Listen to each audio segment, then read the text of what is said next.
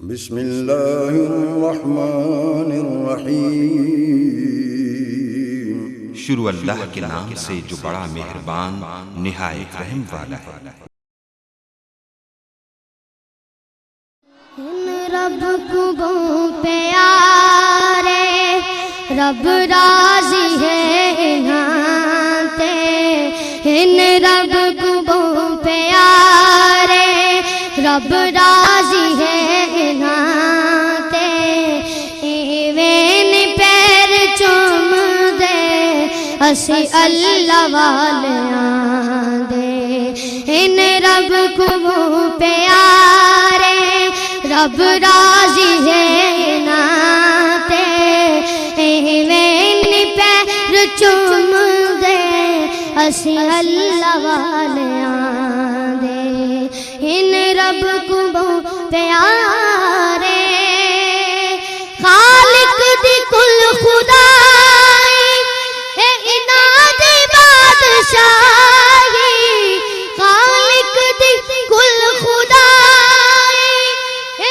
اناد بادشاہی، جو چاو دے کر دے اے دین دے سپاہی، جو چاو دے کر دے اے دین دے سپاہی۔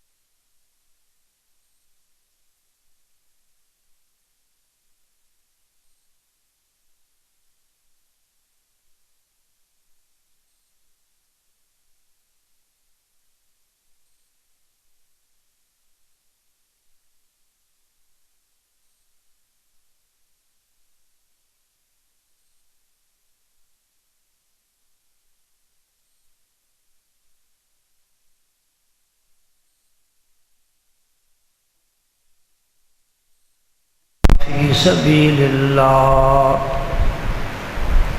وعبد ربہ حتی اتاہ الیقین۔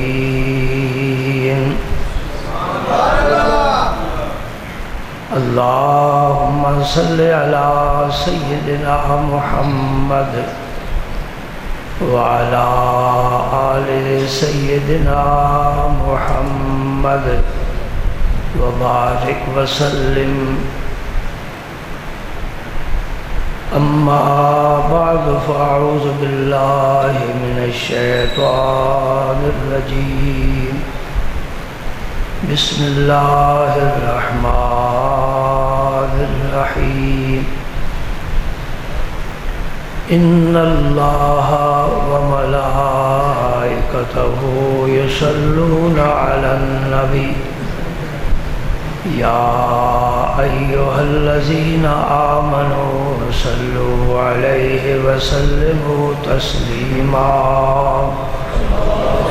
اللہم صل وسلم علی رسولک الکریم وآلہ الطاہرین، رب اغفر وارحم وانت خیر الراحمین۔ اللہم صل وسلم علی رسولک الکریم وآلہ الطاہرین، رب اغفر وارحم وانت خیر الراحمین۔ اللہم صل وسلم علی رسولک الکریم وآلہ الطاہرین، رب اغفر وارحم وانت خیر الراحمین۔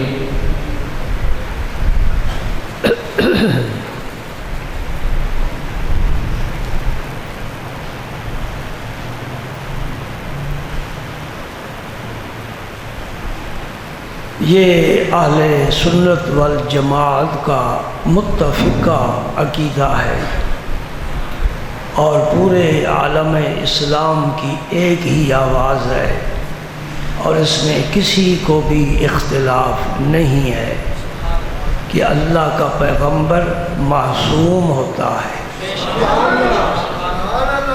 معصوم کا کیا مطلب ہے؟ کہ وہ کبھی گناہ کے متعلق سوچ بھی نہیں سکتا۔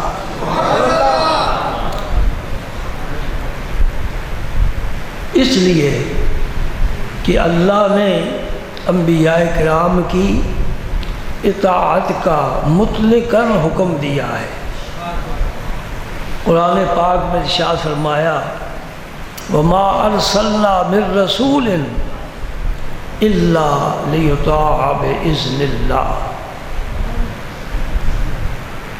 کوئی رسول بھی ایسا میں نے نہیں بھیجا مگر اس لیے بھیجا ہے تاکہ اللہ کے اذن سے ان کی اطاعت کی جائے۔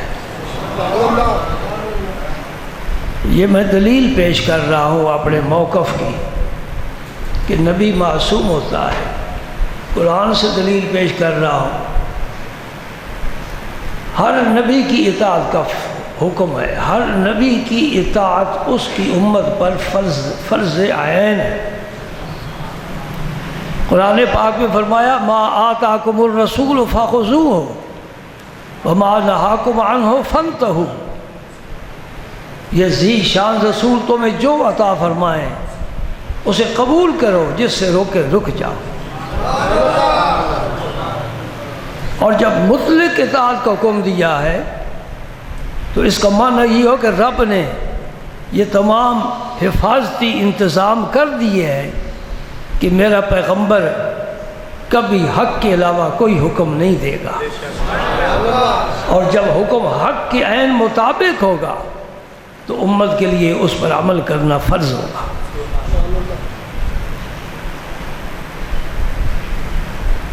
اس عصمت کے باوجود کہ نبی معصوم ہے، پھر بھی آپ فرماتے ہیں یا ایھا الناس توبوا الی اللہ فانی اتوب الیہ فی الیوم 100 مرہ، اے لوگو، یہ آدم کی ساری اولاد کو خطاب ہے، اے لوگو اللہ کی طرف رجوع کرو، یعنی اپنے گناہوں کی توبہ کرو۔ پھر فرمایا میں دن میں 100 مرتبہ توبہ کرتا ہوں۔ معصوم پیغمبر بات ذہن میں رہ جائے گی نا، ہر نبی معصوم ہوتا ہے اور ہمارا نبی سید المعصومین ہے۔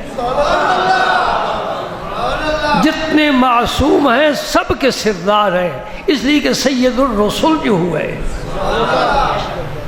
آپ نے خود ارشاد فرمایا انا سید ولد آدم یوم القیامہ، آدم اور آدم کی ساری اولاد کا میں سردار ہوں گا، اور اس کا ظہور قیامت کے دن ہوگا جب آدم کی ساری اولاد جمع ہوگی۔ آدم کی ساری اولاد جمع ہوگی میدان معاشر میں، اور وہ اپنی آنکھوں سے دیکھ لیں گے کہ خاتم الانبیاء کی کیا شان، کیا مقام، کیا اعلیٰ مقام ہے۔ آج میں اپنے موضوع کے اندر ہی رہنا چاہتا ہوں۔ آپ نے فرمایا کہ اے لوگو اللہ سے توبہ کرو، یعنی اللہ کی طرف رجوع کرو۔ رجوع کا کیا معنی ہے؟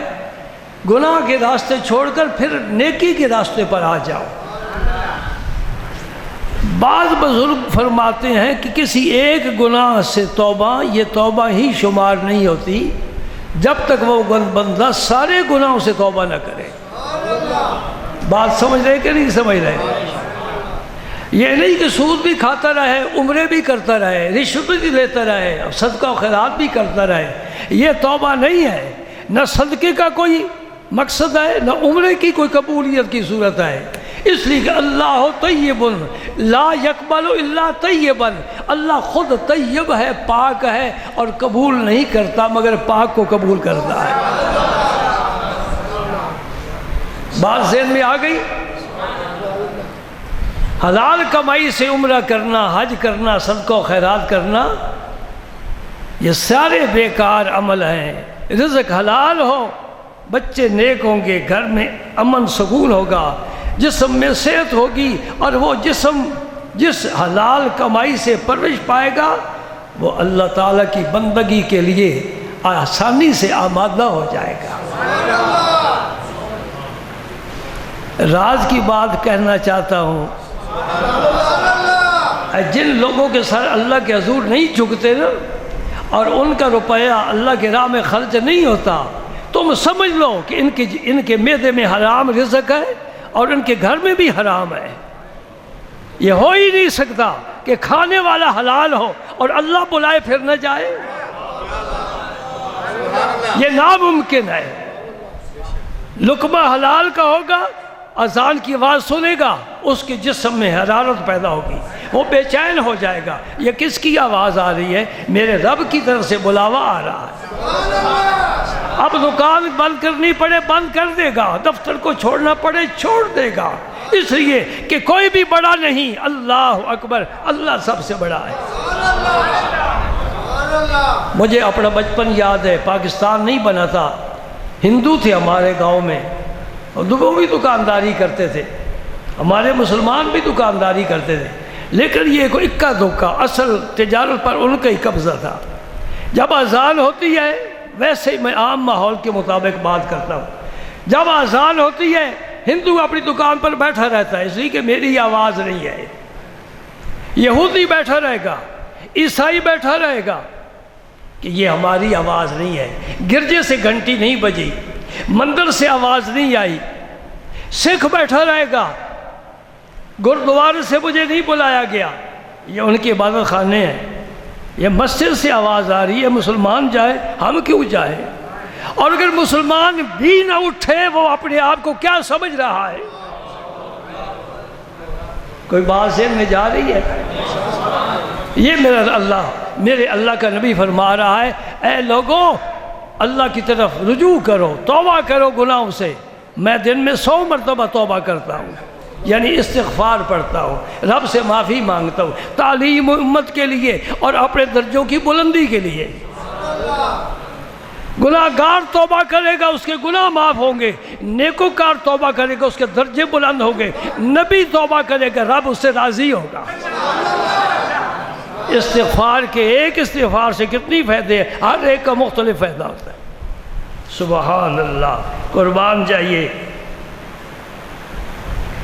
حضرت ابو موسیٰ اشعری رضی اللہ تعالیٰ عنہ فرماتے ہیں، یہ مسلم شریف کی حدیث ہے، توجہ کے ساتھ سننا۔ آپ فرماتے ہیں کہ رسول کریم صلی اللہ علیہ وسلم نے فرمایا، میں بڑا حیران ہوتا ہوں جب ہم یہ سنتے ہیں کہ رسول اللہ نے فرمایا، تو پھر ہمارے جان مال اس ذات پاک قربان ہونے چاہیے۔ اے کریم، تیرے رب نے ہم پر کتنا کرم کیا ہے کہ 14 صدیاں گزر چکی ہیں، ہم پرلے درجے کے نالائق ہیں، پھر بھی تیری بات ہماری زبان پر، لبوں پر، کانوں میں آ رہی ہے۔ کتنی آوازیں پیاری پیاری دنیا سے اٹھتی ہیں، مٹ جاتی ہیں، گانے والے چلے گئے، آواز ختم، نعتیں پڑھنے والے چلے گئے، قوالی کرنے والے چلے گئے، لیکن اللہ کے رسول کی آواز 1400 سال سے گونج رہی ہے، اور اللہ نے اس کی حفاظت کا ذمہ لیا ہے، قیامت تک میرے مصطفیٰ کی آواز گونجتی رہے گی۔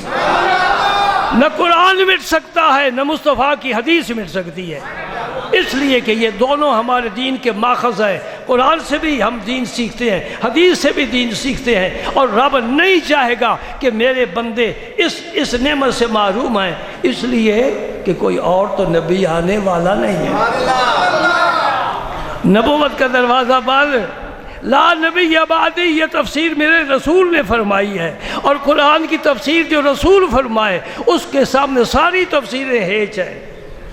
آج اگر کوئی مرزائی مبلغ خاتم النبیین کا معنی یا تعویل کرتا ہے، ہم اسے کہیں گے کہ تو اپنی تعویل اپنے پاس رکھ، میرا رسول بتا گیا ہے لا نبی بعدی۔ حضرت علی المرتضیٰ سے فرمایا انت منی بمنزلت ہارون من موسیٰ الا انہ لا نبی بعدی، اے علی تیرا میری جناب میں وہ مقام ہے جو موسیٰ علیہ السلام کے سامنے حضرت ہارون کا مقام تھا، لیکن میرے بعد نبی نہیں ہوگا۔ ہارون نبی تھے، میرے بعد کوئی نبی نہیں ہوگا۔ انا خاتم النبیین، ختم بی النبیون، نبیوں کا سلسلہ محمد پاک پر ختم ہو چکا ہے، کوئی نیا نبی نہیں۔ عیسیٰ علیہ السلام آئیں گے لیکن نبی بن کر نہیں آئیں گے، میرے نبی کا کلمہ پڑھتے ہوئے آئیں گے۔ ابو موسیٰ اشعری کیا فرماتے ہیں؟ بڑے جلیل القدر صحابی ہیں، صفحے اول کے صحابی ہیں۔ فرماتے ہیں کہ رسول پاک صلی اللہ علیہ وسلم نے فرمایا اللہ پاک اپنا دستے جود و کرم رات کے وقت پھیلاتا ہے اپنی شان کے مطابق۔ میرا اشارہ ویسے ہی ہاتھ کا ہو گیا کہ میں گفتگو کر رہا ہوں نا، ورنہ میں یہ مثال نہیں دے رہا۔ لیس کمثلہ شیء، کائنات میں کوئی چیز اللہ جیسی نہیں ہے۔ وَلِلَّهِ الْمَثَلُ الْأَعْلَىٰ، سب سے اعلیٰ مثال میرے اللہ کی ہے جس کی کوئی مثال نہیں۔ عقیدہ ہے نا؟ سبحان اللہ۔ سینے میں ٹھنڈک محسوس ہوتی ہے، گرمی کے موسم میں تب بھی ٹھنڈک محسوس ہو رہی ہے۔ میرے اللہ کی سب سے اعلیٰ شان ہے، اعلیٰ مثال ہے، اللہ کی کوئی مثال نہیں۔ سبحان اللہ۔ اللہ پاک اپنا دست قدرت رات کے وقت پھیلاتے ہیں، کیوں؟ اور دن کو گناہ کیا ہے، آ جا میں تیرا ہاتھ پکڑتا ہوں، تیری توبہ قبول کرتا ہوں۔ اور پھر فرمایا دن کے وقت اپنا دست کرم پھیلاتے ہیں، اگر تو نے رات کو کوئی گناہ کیا ہے آ جا میں تیرا گناہ قبول کر، تیری معذرت قبول کرتا ہوں، تیرا گناہ معاف کرتا ہوں۔ سبحان اللہ۔ اور جب بندہ رب سے معافی مانگتا ہے اللہ پاک بڑے خوش ہوتے ہیں، بڑے راضی ہوتے ہیں کہ میرے بندے کو معلوم ہے کہ میرے بغیر اس کے گناہ کوئی معاف کرنے والا نہیں ہے۔ دوستو ہم سب سے زیادہ عقیدت اس کائنات میں اللہ کے رسول سے رکھنے والے ہیں صلی اللہ علیہ وآلہ وسلم۔ آپ بھی رکھتے ہیں؟ جو نہ رکھے اس کی تو ایمان ہی نہیں ہے۔ حضور سے محبت کرنا یہ ایمان ہے۔ آپ نے فرمایا، مسلم شریف کی حدیث ہے، لا یؤمن احدکم حتی اکون احب الیہ من والدہ ووالدہ والناس اجمعین۔ حضور کی ذات محبوب کر رہا ہے، بلکہ جو حضور سے چاہنے، حضور کو چاہنے والے ہیں وہ بھی ہماری آنکھ کا تارا ہے۔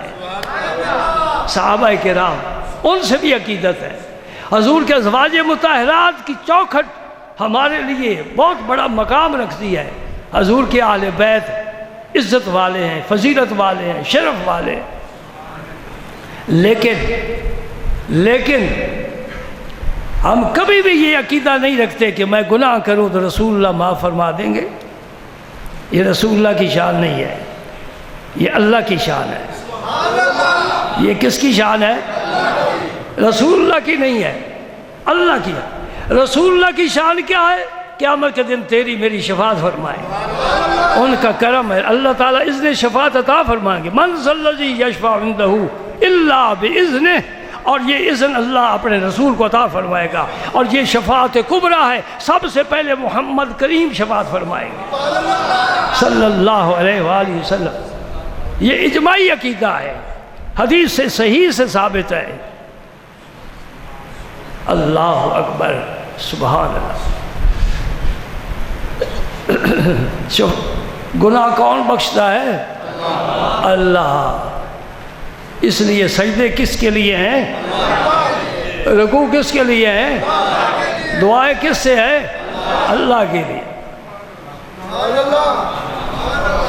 اللہ تعالیٰ اس عقیدے پر ہمیں سلامت رکھے۔ حدیث پاک سنو، ایک صحابی ہیں، ان کا اسم مبارک انس ہے۔ یاد ہے انس؟ کب بھول سکتے ہیں؟ 10 سال میرے رسول کی خدمت کی ہے اور نبی پاک ان سے 10 سال ہی راضی رہے اور دنیا سے بھی راضی گئے، اور جس سے رسول راضی ہو جائے اللہ ضرور راضی ہوتا ہے، اور پھر اسے جہان کی ضرورت ہی نہیں رہتی۔ سبحان اللہ۔ حضرت انس رضی اللہ تعالیٰ عنہ حدیث روایت فرماتے ہیں، اور یہ مسلم شریف کی حدیث ہے، آپ فرماتے ہیں کہ نبی پاک صلی اللہ علیہ وسلم نے فرمایا، میں حدیث کا خلاصہ پیش کرتا ہوں، ایک آدمی سفر پر جا رہا ہے، اونٹ پر سوار ہے، اونٹ پر اس کے کھانے کا بھی سامان ہے، پانی بھی ہے، کہ جنگل کا سفر ہے۔ اس زمانے میں ہوٹل وغیرہ تو ہوتے نہیں تھے، اب ہوٹل بن گئے، اور میں آپ کو نصیحت کرتا ہوں سفر میں فروٹ کھا لیا کرو، چنے چبا لیا کرو، ہوٹلوں پر کھانا نہ کھایا کرو، انشاءاللہ تمہاری صحت صحیح رہے گی۔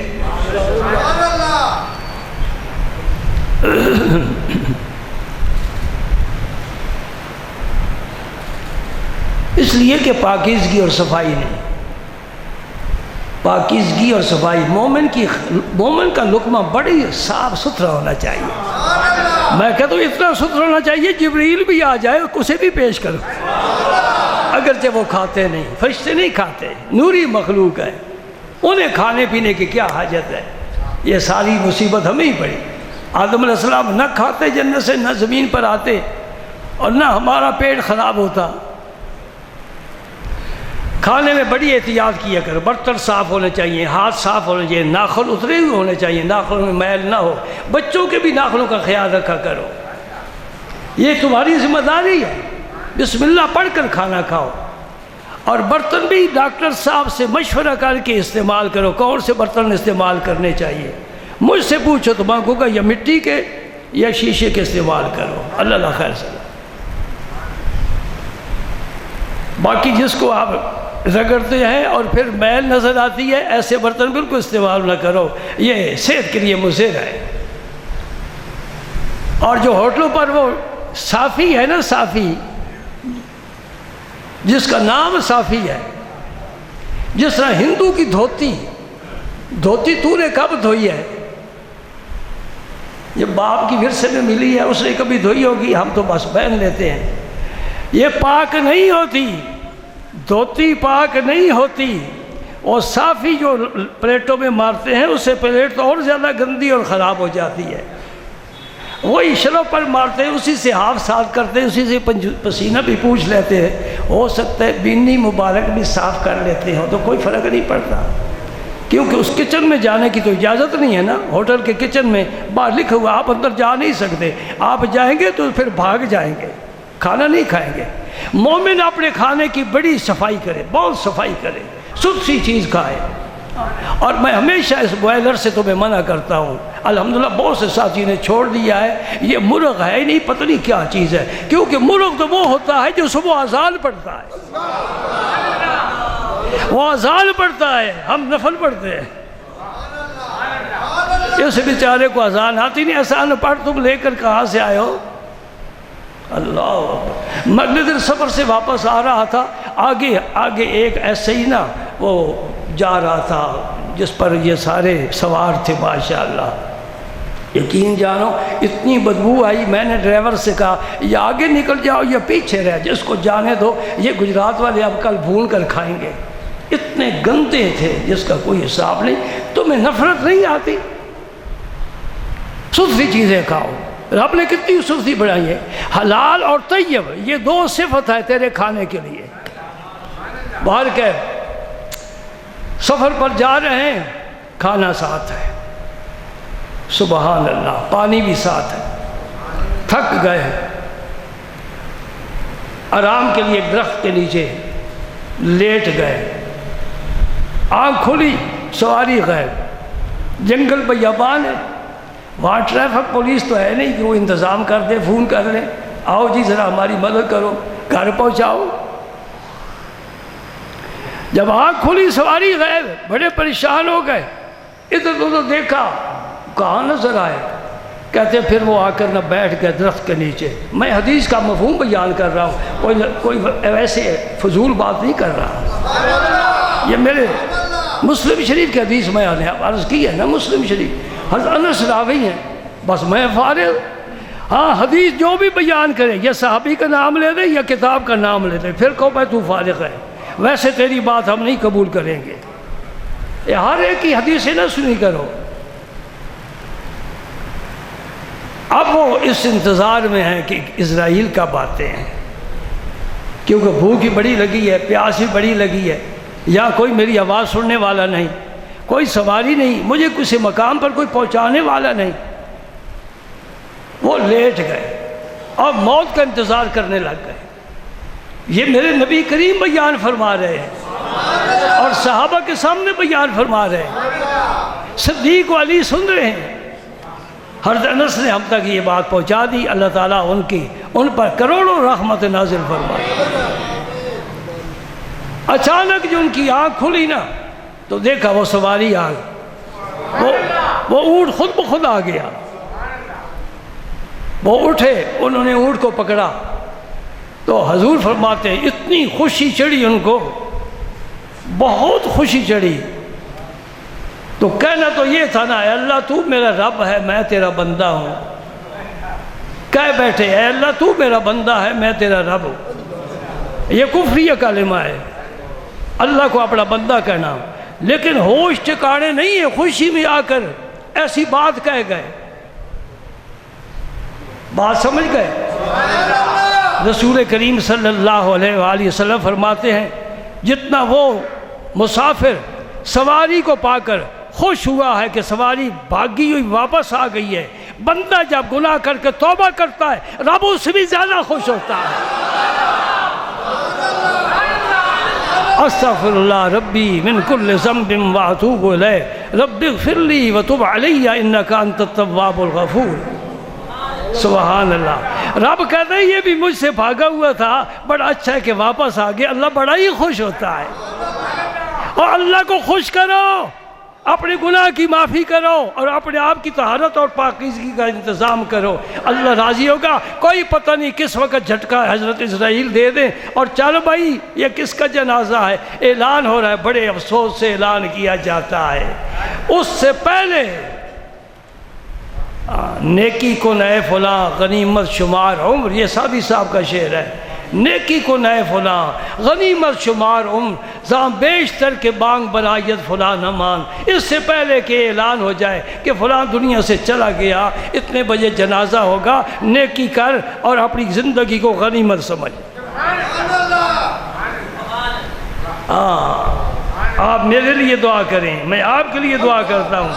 اللہ تعالی ہمیں سچا پکا مومن بنائے، ہمارے ظاہر باطن پر اپنی حکومت جاری فرمائے.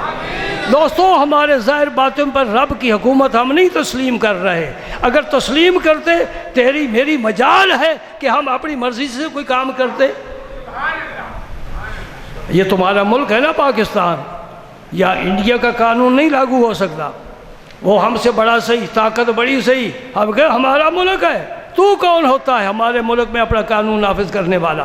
تیرے ملک میں تیرے نفس کا کیوں قانون جاری ہے؟ تجھ پر شیطان کیوں حاکم ہے؟ تو کہے لا الہ الا اللہ، میں نے اس کا پڑھا ہے، محمد رسول اللہ اس کے رسول کا پڑھا ہے. یہ حکومت اللہ کرے گا یا اس کا رسول کرے گا؟ تو نے اپنے آپ کو ٹھیکے کا پر کرائے پر دے دیا ہے. سنبھال اپنے آپ کو، اور جو اندر خسرتیں بری ہیں ان کے باہر نکال. اندر بھی جھاڑو دے، باہر بھی صاف کر. تو اپنی وہ وردی پہن. دیکھو نا تمہیں کیسے پتہ چلتا ہے کہ یہ پولیس والا ہے، یہ آرمی کا جوان ہے؟ کیسے پتہ چلتا ہے؟ کہو نا وردی سے پتہ چلتا ہے. پولیس والے کی الگ وردی ہے، آرمی والے کی الگ وردی ہے. تیری وردی کیا ہے؟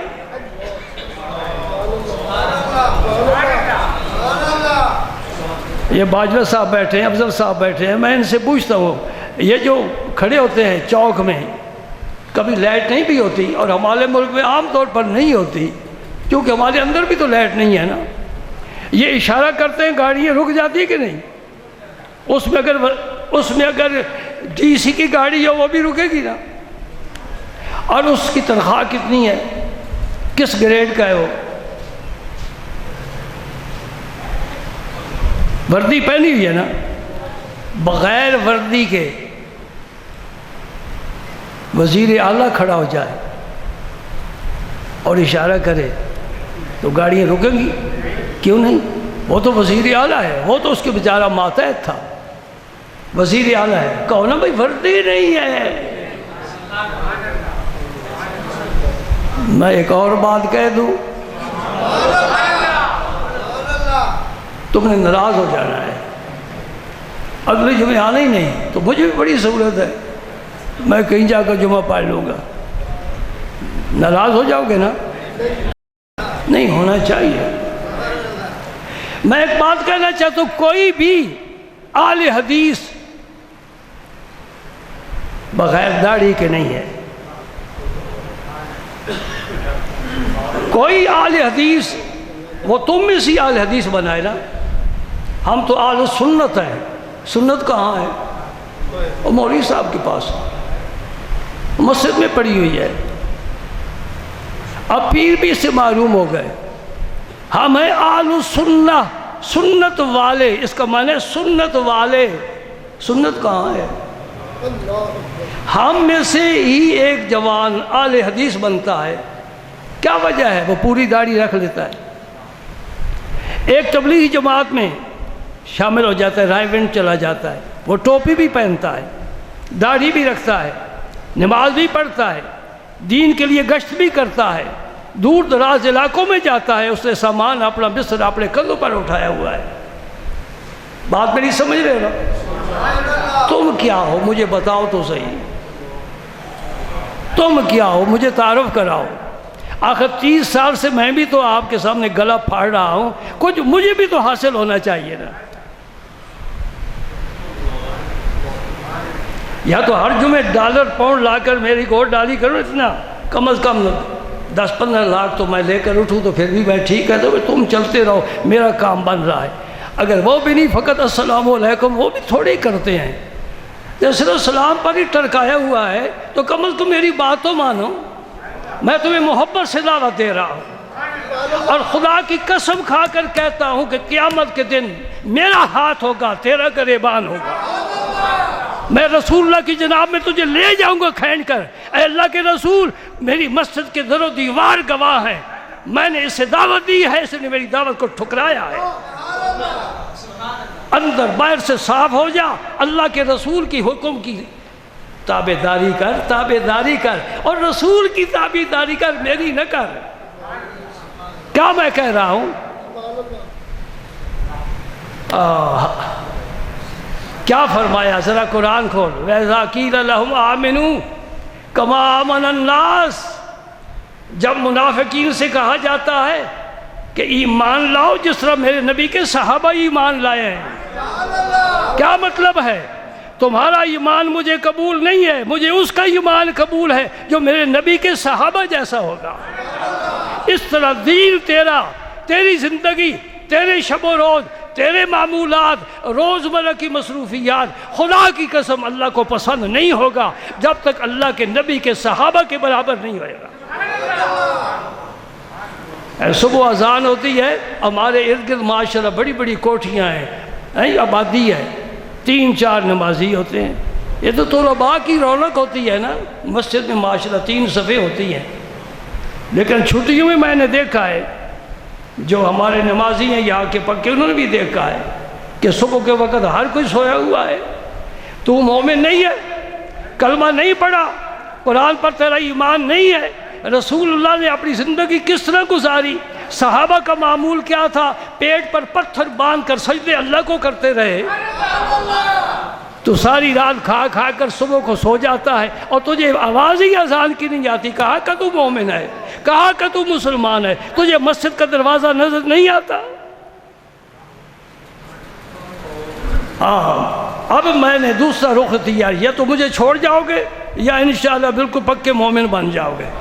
یہ درمیان والی رفتار مجھے پسند نہیں ہے, یا ان الذین یا ان الذین.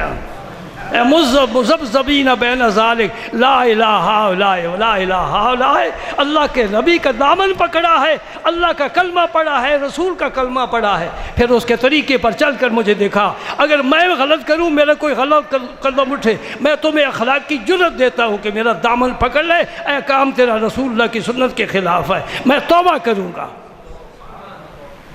ہاں تمہیں اجازت ہے، میں سب کو اجازت دیتا ہوں۔ میرے دارالعلوم میں، اس مدرسے میں، مسجد میں کوئی کام خلاف شرع ہو، تمہیں اجازت ہے بلند آواز سے کہو اے مدرسے والو یہ کام خلاف شرع ہے، اللہ نہیں راضی، اللہ کا رسول راضی نہیں، خدا کی قسم گردن اللہ کے حکم کے سامنے جھکا دوں گا، معافی مانگوں گا کہ آج کے بعد یہ کام نہیں ہوگا۔ تم بھی میرے ساتھ عہد کرو کہ اے اللہ تیرے اس بندے کی آواز پر ہم لبیک کہتے ہیں، جو وقت گزر گیا ہے معافی دے دے، توبہ کرتے ہیں، ہماری توبہ کو قبول فرما لے۔ دوست وہ بڑا کریم ہے، رحمان اور رحیم ہے کہ ہماری توبہ قبول کرتا ہے، نہ کرے تو اسے کون مجبور کر سکتا ہے؟ کہتے جا بھاگ جا، میں تجھے کبھی پسند نہیں کرتا۔ یہ اس کا بڑا احسان ہے، ہم جب پکارتے ہیں ہماری پکار سنتا ہے، جب ہم آنسو بہاتے ہیں اپنے کرم کے دامن سے ہمارے آنسو صاف کرتا ہے، خشک کرتا ہے۔ کچھ اور بھی سننا چاہتے ہو؟ کہ میرا آج تھوڑا بھانڈا بھریا گیا، آج تھوڑی جھولی بھری گئی، تو میں انشاءاللہ ہر جمعے بھروں گا اور میں معاف نہیں کروں گا، یا مجھے چھوڑ جاؤ گے یا صراط مستقیم پر آ جاؤ گے۔ دوغلی پالیسی مجھے پسند نہیں ہے کہ عمران خان کے ساتھ بھی ہو تو نواز شریف کے ساتھ بھی ہو، نہیں، ایک کنارے لگو۔ دو بیڑیوں پر سوار ہمیشہ تباہ ہوتا ہے، دو گھروں کا مہمان بھی بھوکا رہتا ہے۔ ایک حدیث سن لو، نبی کریم صلی اللہ علیہ وسلم کیا فرماتے ہیں؟ جو آدمی استغفار کا وظیفہ اپنا لیتا ہے اللہ تعالیٰ اسے کیا انعام دیتے ہیں؟ پہلا انعام تو یہ ہے، جعل اللہ لہو من کل ضیق مخرجا، جس مشکل میں بھی ہوگا استغفار کی برکت سے اللہ تعالیٰ اس کو اس مشکل سے نکال دیں گے۔ اب تمہیں کسی عامل کے پاس جانے کی کوئی ضرورت نہیں ہے، وہ تو دکاندار ہے، تیری جیب پر اس کی نظر ہے، وہ تو خالی کر کے چھوڑے گا، تمہیں اللہ کا دروازہ نظر نہیں آتا۔ دو بیویاں 2 دن ہوئے وزیر آباد سے آ گئی، میں نے کہا میرے پاس کیوں آئی ہو؟ میں کو اللہ کا شریک ہوں، میرے پاس کوئی خدائی طاقت ہے؟ تمہیں اللہ کا دروازہ کسی نے نہیں بتایا، میں تمہیں طریقہ سمجھاتا ہوں، سب کو بتا رہا ہوں۔ کوئی مشکل آئے، بیماری ہو، گھر میں پریشانی ہو، پہلے بھی عرض کیا ہے، وضو کرو تازہ، 2 نفل پڑھو، 5 صفحہ درود شریف پڑھو، سر سجدے میں رکھو، اللہ کی جناب میں عرض کرو۔ یہ میرے نبی نے طریقے سکھائے ہیں، ہم نے نئے نئے طریقے بنا لیے۔ اس عامل کے پاس جاؤ، اس عامل کے، کسی کا خدا نہ خاصہ موبائل ہی گم ہو جائے، جی راڈو گھڑی رکھی تھی وہ نہیں نظر آ رہی، فوراً جاتے ہیں، بھائی کس کے پاس؟ بھائی کوئی حساب کر کے بتائے۔ ایک بی بی میرے پاس آئی، کہنے لگی جی طبیعت خراب رہتی، ذرا دیکھو نا مجھے کیا ہے۔ میں کہ تجھے نہیں پتا تجھے کیا ہے، مجھے کیا پتا تجھے کیا ہے۔ سبحان اللہ، کیسے لوگ آتے ہیں جی، کہتے ذرا دیکھو نا مجھے کیا ہے۔ میں کہ جب تجھے معلوم نہیں کہ تجھے کیا ہے، چھوڑو غلط راستے، اللہ کا دروازہ پکڑو۔ خدا کی قسم اللہ پاک کے پاس اتنے خزانے ہیں، ساری مخلوق ہر وقت مانگے، ہر وقت وہ دینے والا دیتا رہے، پھر بھی سوئی سمندر میں ڈبو کر باہر نکالو، جتنا سمندر کم ہوا ہے اتنا رب کا خزانہ۔ نمبر 2، اور کیا فرمایا؟ میرے نبی تحفے تقسیم کر رہا ہے، من کل ہم فرجا، اگر کوئی تجھ پر غم آ گیا، اللہ پاک تجھے سکون عطا فرما دے۔ نمبر 3، یہ آخری بات تمہیں بہت پسند آئے گی، لیکن یقین ہوگا تو تب، وَرَزَقَهُ مِنْ حَيْثُ لَا يَحْتَسِبُ، اللہ تعالیٰ اسے وہاں سے رزق دے گا کہ اسے کبھی گمان بھی نہیں ہوا۔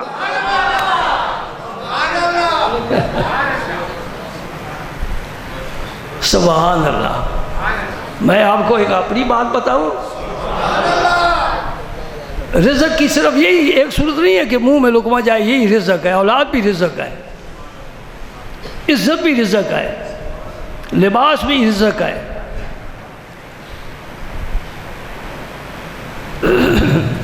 ایک دیہاتی ساتھی باہر سے آیا، میرے ساتھ نہیں علیک سلیک نہیں، باہر رہنے والا ہے، کب جمعہ یہاں پڑھے، وہ میرے لیے 2.5 لاکھ کی راڈو گھڑی لایا ہے۔ کچھ لوگوں کو ایسی بات سن کر بڑی تکلیف ہوتی ہے، مولوی صاحب نے موٹر سائیکل لے لیا۔ میں کہ تیرے پیٹ میں درد کیوں ہو گیا؟ ان کو رب نے دیا ہے، تو چاہتے ٹوٹا ہو سائیکل ہو، جوتی ٹوٹی ہوئی ہو، 1.5 روپے کا رومال کندھے پر ہو، ہاں جی تیرے گھر ختم پڑھنے کے لیے ہے۔ تم پھر کوشش کرو کہ ان کا درجہ بلند ہو، کیونکہ رب نے اپنے نبی کا مصلی دیا ہے۔ تو اسے تو پھر وہ عیسائی تو اپنے پادری کی بڑی تعظیم کرتے ہیں، بڑا خرچ کرتے ہیں۔ وہ تو میں نے دیکھا ہے قبرستان پر جب میت کو لے جاتے ہیں وہ گاڑی پر آتا ہے اور اپنی رسمیں پوری کر کے گاڑی پر چلا جاتا ہے، بڑا بہترین اس کی رہائش، بہترین مکان اس میں رہتا ہے۔ ہمارا کیا طریقہ ہے؟ طہارت خانے جہاں بنائے جاتے ہیں نا جی، اس کے اوپر مولوی صاحب کا حجرہ بنا دیا۔ باجی ٹھیک ہے، مولوی صاحب کی فیملی بھی یہاں رہ سکتے ہیں، تو بھی رہ سکتا ہے یہاں۔ لا یؤمن احدکم حتی یکون حتی یحب لاخیہ ما یحب لنفسہ۔ اللہ کے نبی نے فرمایا وہ مومن ہی نہیں ہے جو چیز اپنے لیے پسند کرے، اپنے بھائی کے لیے وہی چیز پسند کرے۔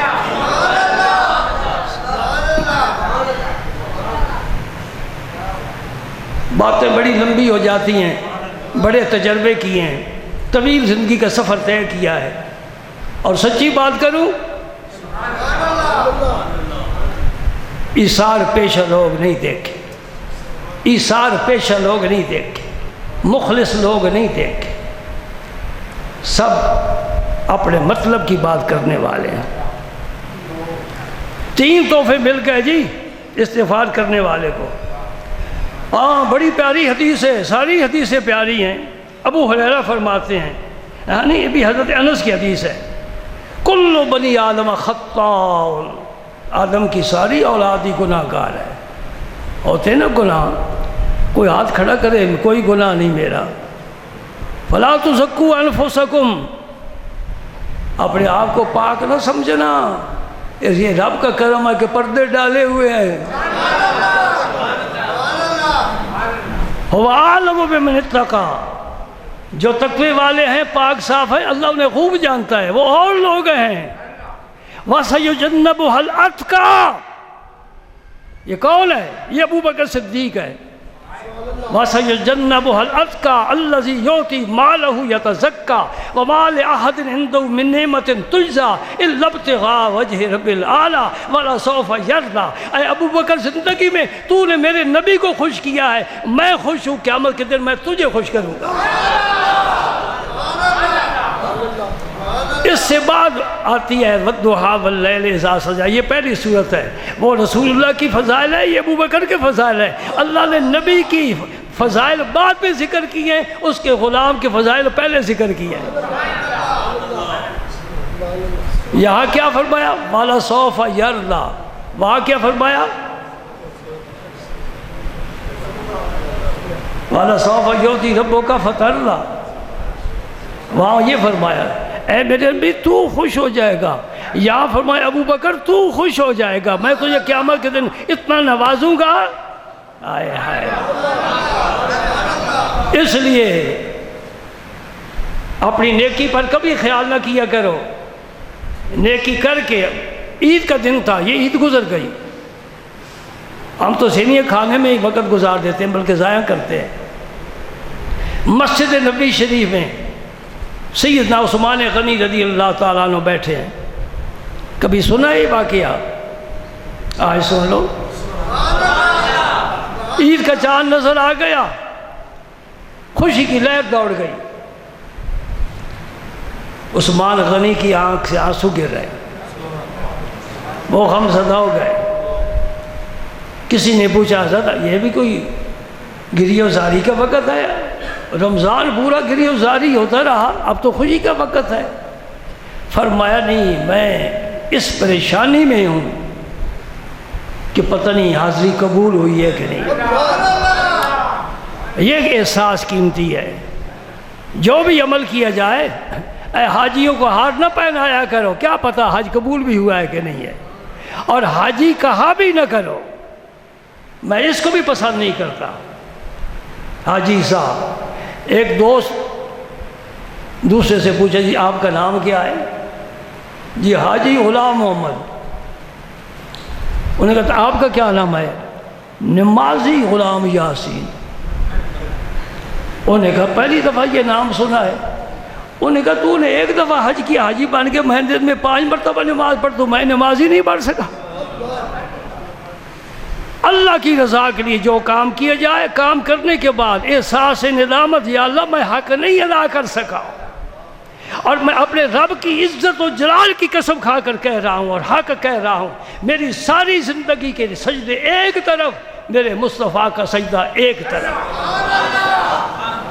تو پھر کیا سجدے ہمارے؟ بلکہ نہیں، میں تو بہت آگے چلا گیا ہوں، بہت آگے چلا گیا ہوں۔ ان کی سجدوں کے سامنے تو میں سمجھتا ہوں انبیاء کے سجدے بھی کوئی حیثیت نہیں رکھتے، شہداء کے سجدے کوئی حیثیت رکھتے۔ یوں مجھے کہنا چاہیے تیرے بلال نے جو اللہ اکبر کہی ہے، میں اس کی قیمت بھی ساری زندگی ادا نہیں کر سکتا۔ نبی پاک صلی اللہ علیہ وسلم نے فرمایا کہ آدم کی ساری اولاد اس سے گناہ خطائیں سرزد ہوتی ہیں۔ وخیر الخطائین، وہ خیر کا لفظ گناہ گاروں کے ساتھ لگا دیا۔ وہ گناہ گار بڑے اچھے ہیں، وہ گناہ گار بھی کبھی اچھا ہوا ہے؟ حضور نے فرمایا وہ گناہ گار بڑے اچھے ہیں التوابون، جو اللہ کی طرف رجوع پھر کرتے ہیں۔ انما التوبۃ علی اللہ للذین یعملون السوء بجہالۃ ثم یتوبون من قریب۔ گناہ ہو گیا، گناہ ہو گیا، گناہ کیا نہیں، بڑا فرق ہے۔ گناہ کرنا، گناہ کا ہو جانا، شکار کھیلنا اور شکار کرنے میں فرق ہے۔ شکار کھیلنا حرام ہے، شکار کرنا جائز ہے۔ گناہ کا کرنا یہ حرام ہے، گناہ کا ہو جانا یہ آسان ہے۔ رب سے معافی مانگی، یا اللہ میرا پاؤں پھسل گیا ہے۔ حضور کے صحابی تھے حضرت معاذ رضی اللہ تعالیٰ عنہ، پاؤں پھسل گیا، فوراً اٹھے حضور کی بارگاہ میں، طاہر نہیں یا رسول اللہ، اللہ کے رسول مجھے پاک کیجیے، میں تو گندا ہو گیا ہوں۔ اللہ اللہ، سبحان اللہ، سبحان اللہ، سبحان اللہ۔ یہ نہیں گناہ گار، یہ نہیں گناہ گار، یہ پاک ہے۔